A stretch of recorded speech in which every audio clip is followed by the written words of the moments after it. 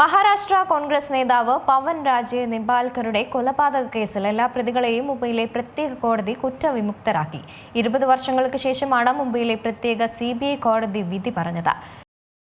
2006 മഹാരാഷ്ട്ര കോൺഗ്രസ് നേതാവ് പവൻ രാജെ നിംബാൽക്കറുടെ കൊലപാതക കേസിൽ എല്ലാ പ്രതികളെയും മുംബൈയിലെ പ്രത്യേക കോടതി കുറ്റവിമുക്തരാക്കി. 2006 ജൂൺ 3 മുംബൈയിൽ നിന്ന് ഒസ്മാനാബാദിലേക്ക് പോവുകയായിരുന്ന 41-കാരനായ നിംബാൽക്കറും ഡ്രൈവർ സമദ് കാസിയും നവി മുംബൈയിലെ കലംബോയിൽ വെച്ച് അവരുടെ കാർ തടഞ്ഞു നിർത്തി 2 പേർ വെടിയുതിർക്കുകയും ഇരുവരെയും സംഭവസ്ഥലത്ത് വെച്ച് തന്നെ കൊല്ലുകയും ചെയ്തു. മഹാരാഷ്ട്രയിലെ ഏറ്റവും പ്രമുഖമായ രാഷ്ട്രീയ കൊലപാതക കേസുകളിൽ ഒന്നാണിത്. നിംബാൽക്കറുടെ കസിനും മുൻ NCP MP-യുമായ പദം സിംഗ് പാട്ടീൽ കൊലപാതക വിചാരണ നേരിട്ടവരിൽ ഉൾപ്പെട്ടിരുന്നു.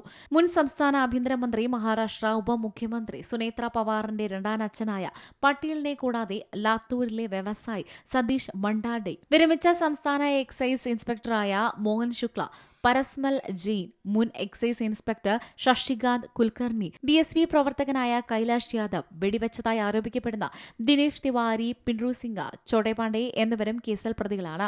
രാഷ്ട്രീയ വൈരാഗ്യമാണ് ഈ ഗൂഢാലോചനയ്ക്ക് പിന്നിലെന്നാണ് CBI വ്യക്തമാക്കിയത്. ഒസ്മാനാബാദ് ജില്ലയിൽ നിംബാൽക്കറുടെ വളർന്നുവരുന്ന ജനപ്രീതി തന്റെ രാഷ്ട്രീയ സ്വാധീനത്തിന് ഭീഷണിയാണെന്ന് പാട്ടീൽ വിശ്വസിച്ചിരുന്നതായും അദ്ദേഹത്തെ ഇല്ലാതാക്കാൻ 30 ലക്ഷം രൂപയുടെ കൊട്ടേഷൻ ഉറപ്പിച്ചതായും അന്വേഷണ ഉദ്യോഗസ്ഥർ ആരോപിച്ചു.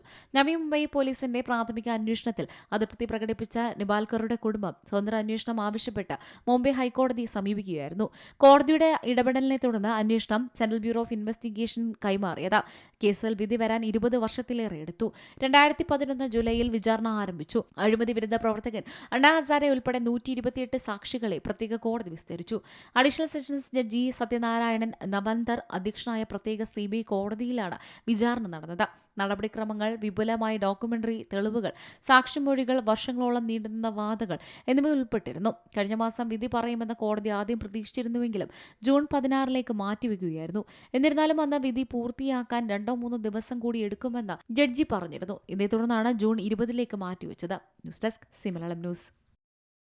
ഏറ്റവും പുതിയ വാർത്തകളും വിശേഷങ്ങളും വിരൽത്തുമ്പിലറിയാൻ മലയാളം ന്യൂസ് എല്ലാ ഡിജിറ്റൽ പ്ലാറ്റ്ഫോമുകളിലും ലഭ്യം.